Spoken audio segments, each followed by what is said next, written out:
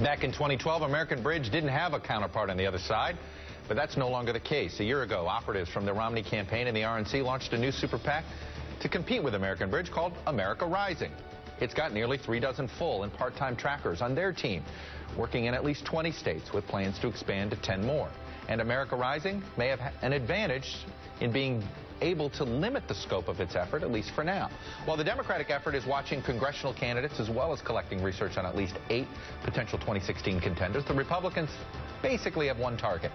It already has a Hillary team in place to compile audio and video files of her public life for use in anti-Clinton ads on TV and on the web. So with me now, Brad Woodhouse, a former DNC operative and current president of American Bridge, and a former RNC operative, Tim Miller, now the executive director and co-founder of America Rising.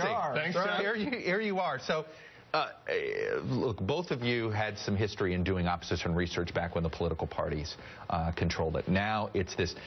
What is it about a super PAC? Tim, I'll start with you. What is it about having total autonomy, not being inside the RNC building, or in Brad's case, the DNC building, doing this? What is the advantage of being your own entity?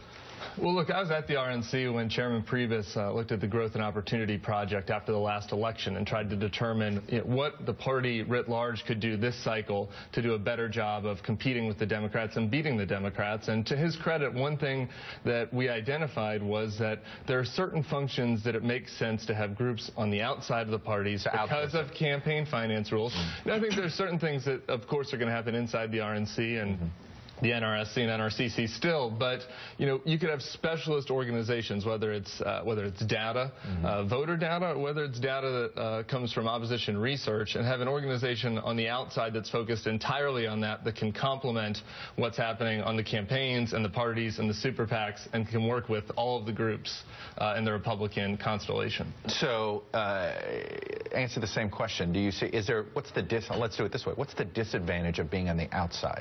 Well, first of all, I agree with Tim. I mean, I think the advantage of being on the outside is certainly that you have that singular focus. And inside the party, they have a number of responsibilities. They have to do communications every day, not just think about what happens down the road. They have to do voter protection. They have to do the voter file. They have to figure out turnout. They have to organize and pay for state parties. Well, I think the disadvantage of being on the outside is one in when you get close to an election, you can't coordinate with the parties. So one, you don't know exactly what the thinking of the party is or exactly what the thinking of the candidates is. So you have to do even more research. You have either your group or sister groups have to do their own polling. You've already done, obviously, the opposition research. But, all right, let me go a couple things in what you get. There's sort of the unintended consequence here of what you guys are doing, okay? The more trackers now that there are, the less unguarded moments that they're going to be with politicians, and maybe the less we actually learn from them. That could be, to me, the human reaction is going to be politicians are now afraid of their own shadow because of you guys. I don't know. You can say that, though, but in a modern era where all it takes is, we've got a war room, not just people who are out in the field, but people in Washington who are watching Twitter, watching Facebook. And all it takes is somebody who's sitting in one of these private meetings with a candidate to put out something on Twitter about what they said, and that can be just as damaging. I don't have nostalgia for the old days where Mary Landrieu could go to Lake Charles, Louisiana, and tell the Rotary Club one thing, and then come to D.C. and I'm totally with you on that. I guess I'm just wondering, will they end up then not saying anything to anybody? You see, like that's and then not feeling as if I think, look, I mean, I guess you get to a point where I'm with you there, where they got to say, in Iowa, they could say they were for ethanol subsidies. In New Hampshire, gosh, I don't like subsidies, stuff like that. Well, I mean, if you buy the slippery slope argument, you could get there. But let's remember, what Todd Aiken said.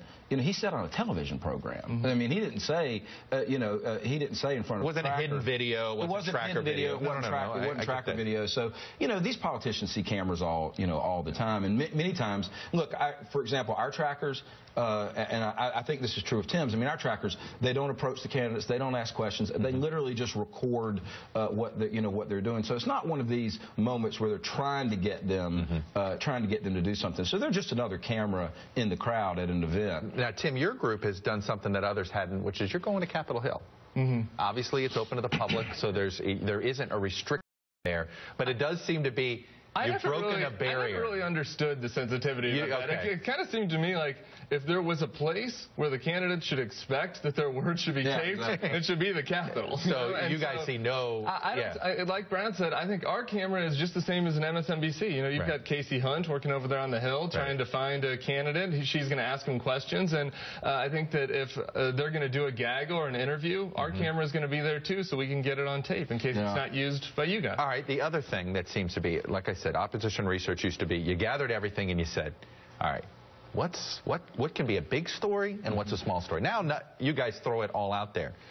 But do you get to the point where saturation makes it less impactful? Well, we don't throw it all out there. I mean, there are you don't think things. There's stuff that goes unused?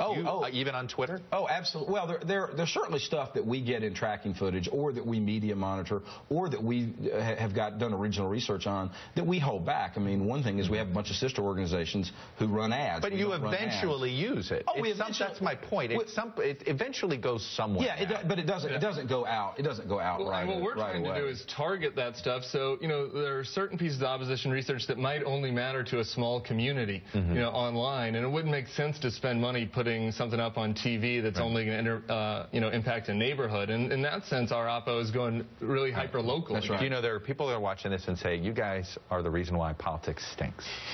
What do you say to that? You know what I mean by this? You know what I'm saying, which is you guys are ruining political discourse. I'm being a little over the top in here, but you guys are part of the problem. Washington doesn't work. The two parties don't get along because all you guys are trying to do is destroy the others with finding gotcha moments. My answer to that is our existence isn't here to find gotcha moments. What we're looking for is full information awareness. What we want is to hold the candidates accountable for what they're saying. And I go back to that Mary Landrieu example, and I don't think that we're not through Mary Landrieu's trash. What we're doing is making sure we know that what she says in Louisiana is the same as what she says to donors, because there's a big wedge there between what voters feel guilty. Our entire do you ever feel guilty? Do you ever sleep with that about what you do? Not at all. I mean, you should feel guilty. No way. Our entire premise is to hold people accountable.